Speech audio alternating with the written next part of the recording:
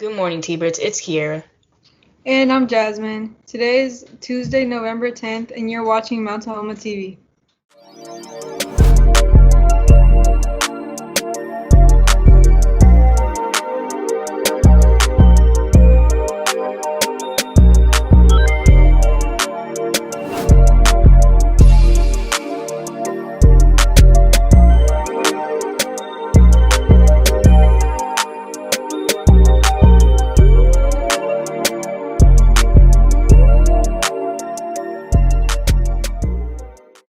On Saturday morning, after 4 days of waiting to find out who the next president of the United States would be, the election was finally called for Joe Biden and Kamala Harris. Biden supporters were extremely happy and even dancing in the streets, while Trump supporters were shocked and believed the Democrats cheated to win.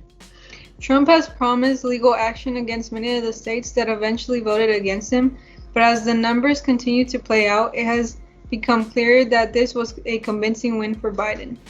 What's good, y'all? I hope you guys are doing super well, especially with the news of our newest 46th president. When I first found out, I was pretty excited. I'm happy for a fresh new start for the next 4 years. I hope he does really well. That's all I have for today. It's only up from here for now.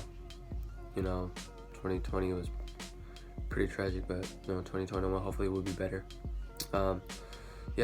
Stay safe. Have a good day. Peace out, y'all.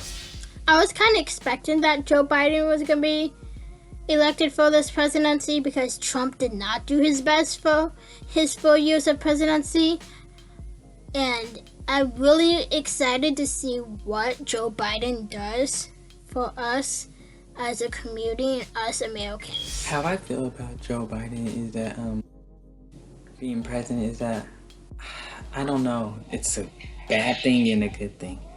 The bad thing is that he's a racist, and I don't know if he's going to do anything for our country. I feel like he's going to make it worse. But the good thing is, Vice President Kamala Harris, she's going to be Joe Biden's vice president. I feel like she's going to help out and make things better. And she's the first black vice president, and I'm happy. But again, I don't think Joe Biden will make a good president. That was the big news this weekend. But for more local news, let's go to Nataly for our news desk. Hey everybody, hope you're having an awesome day. I'm Nataly and I'm here to tell you some local news. Some students at the Puget Sound are concerned about the plans to resume in-person learning in the springtime during the ongoing pandemic. They also would like to release students from their campus leases without any consequences.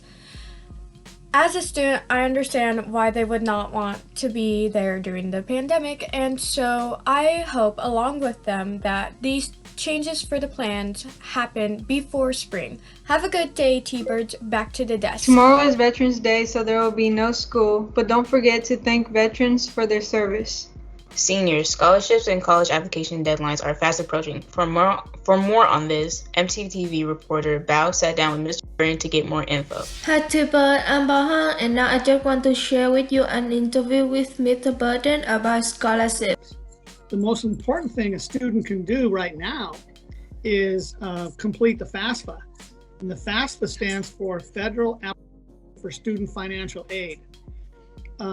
Most scholarships require that to be completed before they'll consider you for a scholarship. So by far, that's the most important thing. Now, scholarships, there are thousands of scholarships. Merit-based scholarships that are at schools or universities, or colleges and universities. For example, if you go to University of Washington and you have a high grade point average and you're accepted into the school, usually you're offered a scholarship. I know scholarships that are need-based. As a matter of fact, the FAFSA is really a need-based program. And there are grants and there are scholarships. And grants usually come from the government. You can apply how many scholarships you want. The scholarship really help for students too much when you get into college or university. You will not worry about money when you get a scholarship. It was a rough weekend for the Seahawks, but the Sounders did well. To find out more, let's go to Zai with our sports report. What's good, T-Birds? I'm Zirus, and this is your Mountie Sports News. breaking down the news from the last week's game against Seahawks versus Buffalo Bills. Of course, we lost 34-44. And Seattle Sounders, good job taking that dub against. Well, that does it for today's news. Thanks for tuning in. Again, I'm Kiara. And I'm Jazmin. Subscribe to us on YouTube to never miss a story. Once a T-Bird, Always a T-Bird. have a great Have day. a great day.